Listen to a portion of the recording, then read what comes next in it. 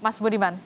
Ya itu kan konsisten. Aha. Ya konsisten sejak beliau memilih nama Francisco, kemiskinan, kemudian dia menggunakan apa yang ada. Mhm. Jadi tidak mau naik pesawat-pesawat jet atau apapun juga menggunakan pesawat komersial. Mhm. Apa yang dirasakan oleh Paus dalam bahasa saya, itulah yang harus dia ingin merasakan kehidupan warga sekitarnya gitu loh. Mhm. Sehingga tidak perlu kemudian tampil berbeda, menjadi punya kasta yang lebih tinggi, tapi dia sama. Mungkin Romo Sulis juga bisa menceritakan ketika beliau di Santa Marta tidak mau tinggal di istana, di Mhm. apartemen biasa. Mhm. Itu kan konsistensi gitu. Sehingga apa yang dilakukan, apa yang dikatakan, apa yang dikerjakan tuh sesuai gitu loh. Mhm. Nah, kalau kita kembali domestifikasi di Indonesia, Mhm. kan beda. Apa yang dikatakan kadang-kadang berubah-ubah, apa yang dilakukan improvisasinya terlalu banyak variabel-variabel yang bisa mengubah sehingga orang tuh bingung ini sebetulnya apa. Tidak mau dispesialkan lah ya, biasa saja, sama Iya. seperti manusia biasa. Iya, karena itu kredonya kan dia lebih suka gereja menjadi yang miskin gitu kan. Kalau dalam bayangnya kalau kata gereja itu diganti katakanlah, pemerintah itu menjadi bagian dari masyarakat, kampus menjadi bagian masyarakat. Sehingga semuanya terdedikasikan untuk kepentingan publik yang lebih luas ya. Nah, itu kan Paus sedang bersalaman dengan Menteri Agama ya, Menteri Agama untuk menuju, saya tidak tahu berbicara apa, apakah juga akan menyampaikan pesan-pesan yang sama yang disampaikan secara khusus kepada Menteri Agama. Kita juga tidak tahu, tidak terdengar, tapi itu sesuatu yang penting ya sebelum meninggalkan tanah air menuju ke Port Moresby gitu. Tapi harapannya sih pesan-pesan itu akan tetap, karena itu pesan universal ya, tetap bisa akan berlaku dan sejauh mana akan itu bisa mengubah perilaku elit politik gitu, mengubah perilaku kita semua. Dan juga syukur-syukur kalau bisa mengubah perilaku kebijakan dari pemerintah agar punya afirmasi terhadap kelompok-kelompok yang termarginalkan gitu. Tanpa harus kemudian menurunkan kelompok-kelompok yang lebih beruntung dari itu semua gitu. Oke.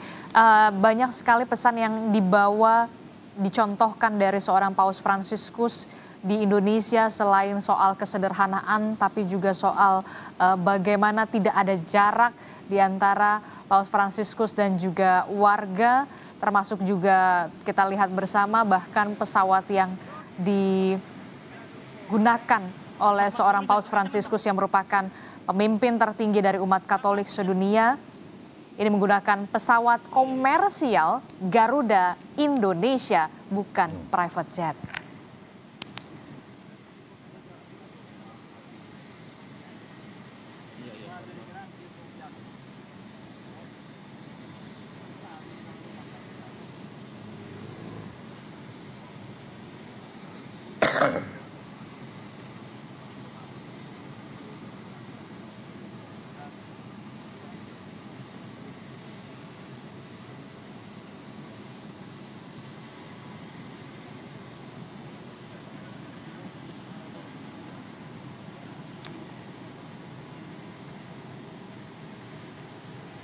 Ya, ini adalah visual di mana Paus Fransiskus sebentar lagi akan meninggalkan Indonesia. Saudara tadi juga sudah melihat Menteri Agama juga sudah, kemudian juga ada Effendi Simbolon, kemudian juga ada Dewan Pertimbangan Presiden juga hadir untuk memberikan penghormatan terakhir terhadap Paus Fransiskus. Akan meninggalkan Indonesia, saudara, untuk melanjutkan kunjungannya ke Papua Nugini.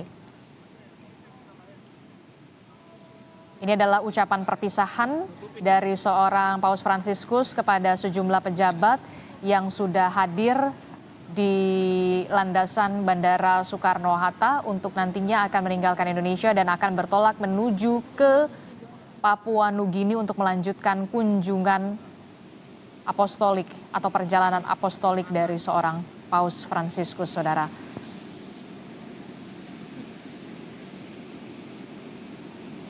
Kita tahu bersama Paus Fransiskus sudah berada di Indonesia sejak tanggal 3 September 2024 yang lalu dan akan melanjutkan kunjungannya ke Papua Nugini. Bahkan banyak sekali ini kita lihat bersama petugas-petugas dari bandara juga sudah mulai antusias sekali untuk bersalaman dengan seorang Paus Fransiskus yang merupakan pemimpin tertinggi dari umat Katolik sedunia, saudara. Kita akan lihat bersama. Oke, kita akan lihat.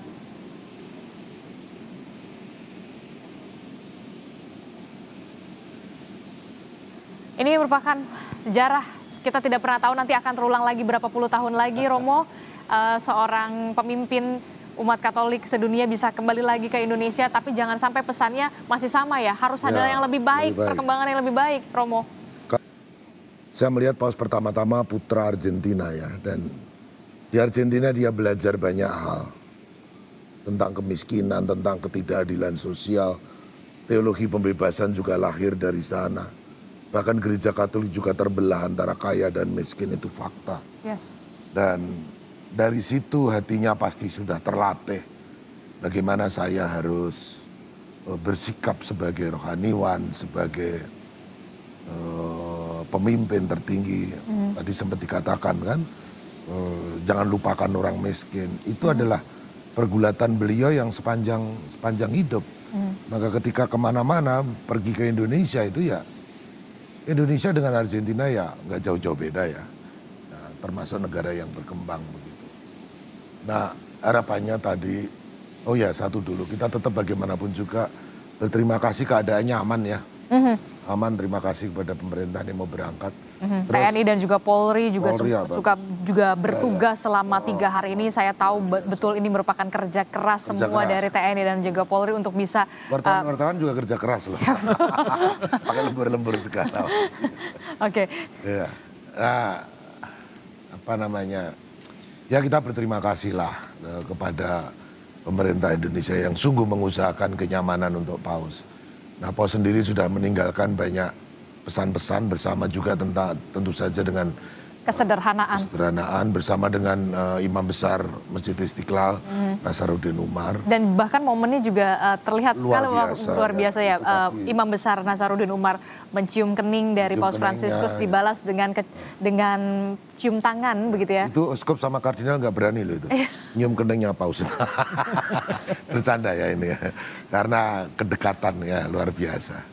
Nah, ini menjadi contoh kan, tidak ada jarak sebenarnya. Tidak ada ya, ketulusan itu. Ketulusan, genuinitas. Nah, saya ingat ya, tadi ada banyak PR ya.